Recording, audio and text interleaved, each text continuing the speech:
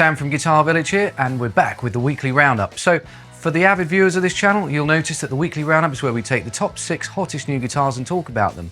However, this week we're going to do something slightly different. What I've decided to do is do a Sammy Boys top 6 picks. So this is guitars that we haven't previously featured that we thought would be fun to talk about. Let's get into the first one. Now, I picked something from different categories. The first one we're looking at, this is a semi-hollow. So we have a Gibson custom shop. This is an ES355 reissue.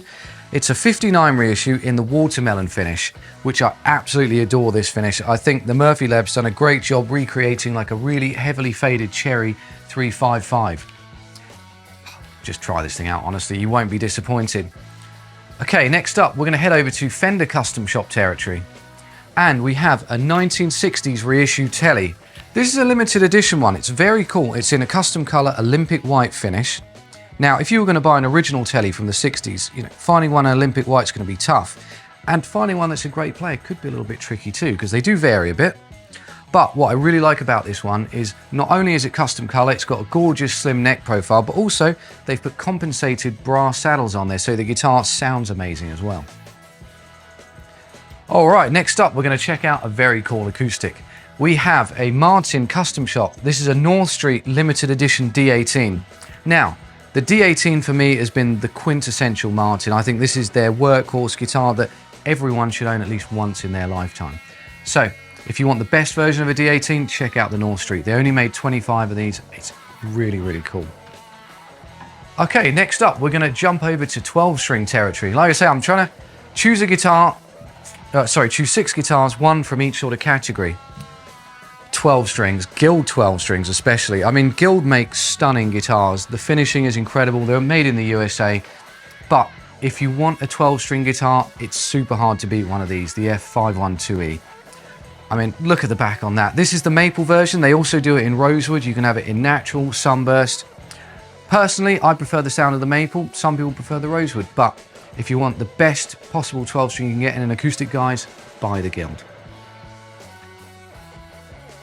Right, now we're going to check out a bass. A very, very cool bass indeed. This is a 1974 Telly bass. Now, this is in the ash body. It's a proper slab body as well, so just like the early Tellys were, and kind of still are now if you buy one of the reissues. It's literally just a slab of ash. I mean, it's not the lightest thing in the world, but, when you play this thing when it's plugged in, it sounds very different, to your standard kind of basses. It's got this kind of big thuddy sound that's almost close to like an upright bass in some ways. What's also really cool with the Telly bass is, as you can see, it's got a Telly headstock, which kind of just looks like a jumbo version of kind of Fender's current ukuleles that they do.